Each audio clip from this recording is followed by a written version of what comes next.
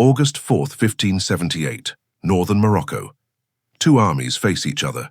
On one side, a young Portuguese king, a dreamer, a crusader, a man who believes he was personally chosen by God. On the other side, a Moroccan army, twice the size, reinforced by elite Ottoman warriors. On this day, three kings will die, and an entire world empire in hours will disappear. This is the Battle of Three Kings, the forgotten catastrophe that changed the history of Europe forever. Portugal in the 16th century. One of the greatest sea powers the world had ever seen. Colonies in Brazil, Africa, India, Asia, 500 ships, an empire spanning half the globe. And at the head of this empire, a 24-year-old king, Sebastian I. He lived in a different century. In the middle of the 1500s, he was dreaming of crusades, of chivalry, of reclaiming Jerusalem. Every single advisor warned him. The Pope warned him. Even the Spanish King Philip II, his own uncle, warned him. Sebastian listened to no one. He set out, with 24,000 soldiers, into Morocco. His goal, conquer North Africa, then free Jerusalem. This battle has another name, the Battle of Three Kings, because on this day, three kings stood on the same battlefield. King Sebastian I of Portugal, 24 years old, unmarried, no children, no heir. On a crusade the world had left behind centuries ago, Sultan Abd al-Malik of Morocco, the rightful ruler defending his kingdom against the Portuguese invasion, gravely ill, dying, he commanded his army from his deathbed, and Abu Abdallah Mohammed, the exiled Moroccan prince who had invited the Portuguese into Morocco in the first place, he wanted the throne back, with Portuguese help. Three kings, three goals, one battlefield. None of them would leave it alive. August 4th, early morning. The Portuguese army, 24,000 men, stands in battle formation, well-equipped, motivated, but exhausted from the long march through scorching heat.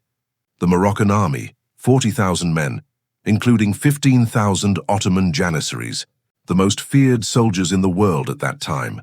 The battle opens with cannon fire, muskets, artillery. Within the first minutes, Stukely, commander of the Portuguese centre, is struck by a single cannonball and killed.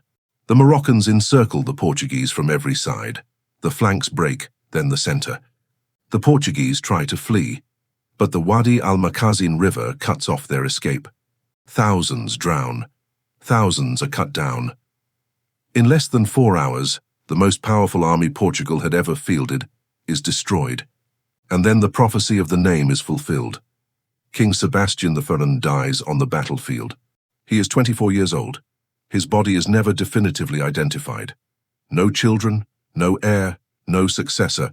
Sultan Abd al-Malik dies during the battle, from his illness.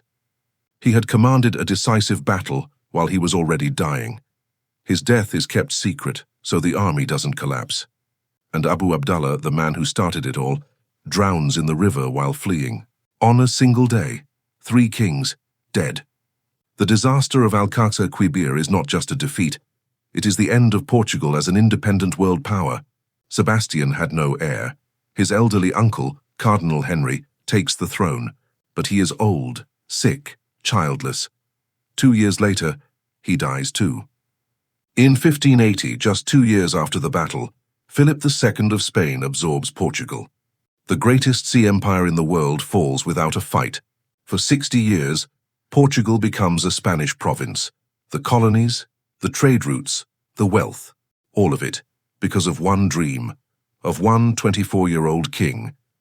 Morocco, on the other hand, becomes the dominant power of North Africa and remains independent for centuries.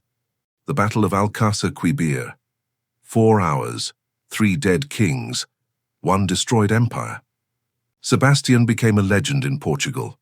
Many believed he was still alive. The myth of Sebastianism lives on to this day, the belief that the king will one day return. If this story blew your mind, drop a like and subscribe to the channel. History is full of forgotten moments like this one.